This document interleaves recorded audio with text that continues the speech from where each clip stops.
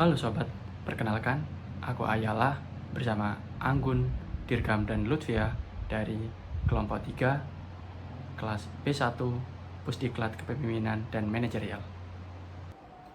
Kali ini kami akan menceritakan tentang film dokumenter anti korupsi. Film pendek ini menceritakan tentang pengalaman menarik para pegawai di suatu instansi dengan kepala kantor mereka yang terlihat galak dan judes. Film pendek ini dibuat dalam rangka memeriahkan Hari Anti Korupsi Internasional yang diadakan oleh Direktorat Jenderal Pajak.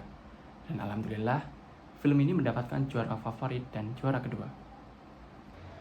Lantas, bagaimana hubungan film ini dengan nilai berakhlak?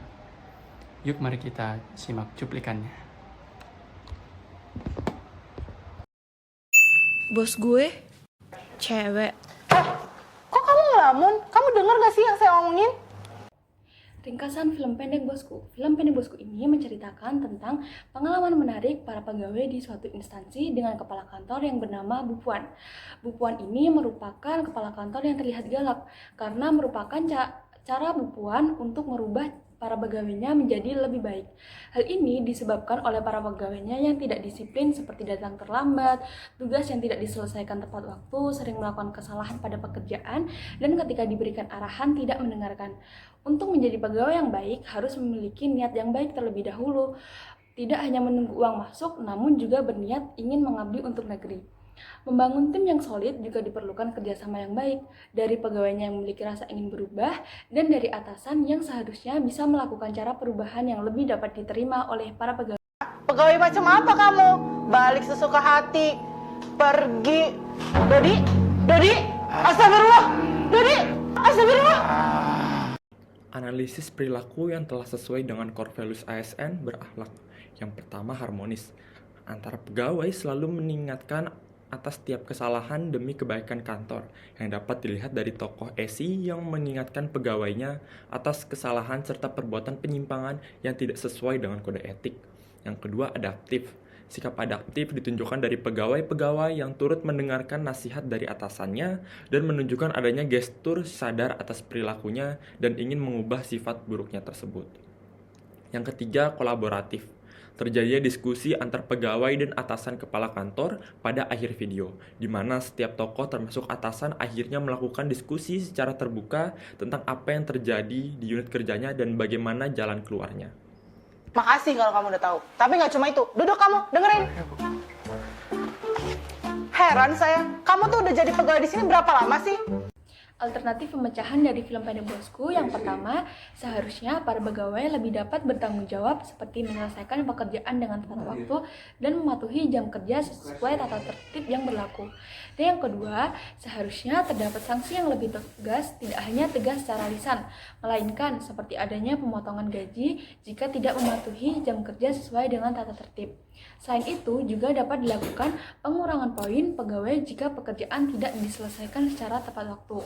Dan yang ketiga, yaitu seharusnya ibu kepala juga dapat menasihati para pegawainya secara lebih baik agar lebih dapat diterima oleh para pegawai. Rasanya aku mau resign dari kantor kita. Esi, yang kamu buat tuh salah. Harusnya gini. Esi, kamu terlambat 2 menit ya? Esi, lipstick kamu kok nggak matching? Konsekuensi penerapan alternatif pemecahan masalah film pendek bosku. Yang pertama, dengan pemberian sanksi, maka para pegawai dapat lebih taat atas tata tertib yang telah berlaku. Yang kedua, suasana dalam bekerja juga dapat lebih kondusif dan pekerjaan dapat terselesaikan secara tepat waktu. Yang ketiga, atasan dengan cara penyampaian yang tepat juga dapat membangun suasana yang harmonis antara atasan dan para pegawai sehingga interaksi dapat berjalan dengan baik. Dan si Ibu kan disiplin banget masalah jam kerja. Jam kerja dan tata tertib kantor. Saya udah dengar kok semuanya. Santai. Yang penting kalian paham maksud saya. Itu cara saya buat kalian jadi tim yang solid. Yang penting gak ada tuh perbedaan atasan dan bawahan. Yang ada hanya perbedaan tanggung jawab. Kalian itu tanggung jawabnya jadi pegawai yang baik. Tanggung jawab saya mengubah kalian jadi pegawai yang baik dan menjadi panutan masyarakat. Itu Doni, kamu jangan kesurupan ya di sini.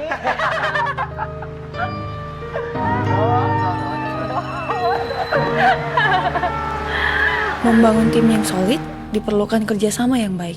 Saling mengingatkan adalah salah satu kuncinya.